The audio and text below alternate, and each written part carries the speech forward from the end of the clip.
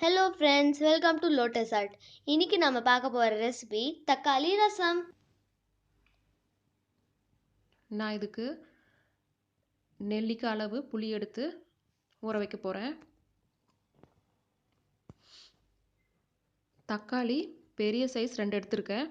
Medium சைஸாக இருந்தால் 3 எடுத்துக்கோங்க. அதை பொடியாக கட் பண்ணி வச்சிடலாம். இப்போது அரைக்கிறதுக்கு சீரகம் 1 டீஸ்பூன், மிளகு 3/4 டீஸ்பூன், மல்லி 1 டீஸ்பூன், துவரம்பருப்பு 1/2 டீஸ்பூன், வத்தல் 3, 1 வந்து தாளிக்கு சேர்த்துக்கலாம், 2 இதோட அரைச்சிடலாம். பூண்டு ஒரு 7-8 பல், கறிவேப்பிலை கொஞ்சம். இப்போ ஒரு பாத்திரம் எடுத்துகிட்டு எண்ணெய் கொஞ்சம் சேர்த்துட்டு காஞ்சதும் கடுகு வெந்தயம் கொஞ்சம் சேர்த்துக்கலாம். இது பொரிஞ்சதும் மிளகாய் கறிவேப்பிலை சேர்த்துக்கோங்க. தக்காளி ஆட் பண்ணிக்கலாம். தக்காளி நல்லா வதங்கணும். இது வதங்குறதுக்கு தேவையான அளவு உப்பு சேர்த்துக்கலாம். இப்போ நாம் இதை அரைச்சிக்கலாம்.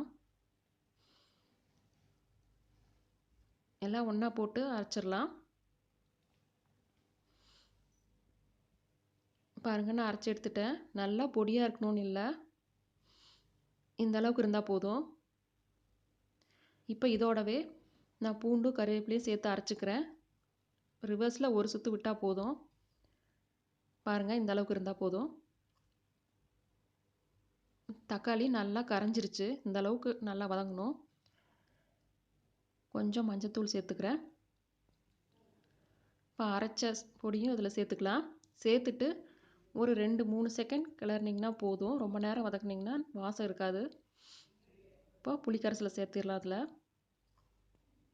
இப்போ தேவையான அளவு தண்ணி சேர்த்துக்கலாம். நான் ஒரு 3 டம்ளர் தண்ணி இதில் ஆட் பண்ணுறேன். உப்பு தேவையான அளவு சேர்த்துக்கோங்க. ரசம் நுரைச்சி வருது. இப்போது பெருங்காயத்தூள் சேர்த்துட்டு கொஞ்சம் கொத்தமல்லி தழை சேர்த்து நம்ம அடுப்பை ஆஃப் பண்ணிடலாம். அவ்வளோதான், ரசம் ரெடி ஆகிடுச்சு. நல்லா டேஸ்ட்டாக இருக்கும். கண்டிப்பாக ட்ரை பண்ணி பாருங்கள். இந்த வீடியோ உங்களுக்கு பிடிச்சிருந்ததுன்னா லைக் பண்ணுங்க, ஷேர் பண்ணுங்க, மறக்காம சப்ஸ்கிரைப் பண்ணுங்க. தேங்க்யூ.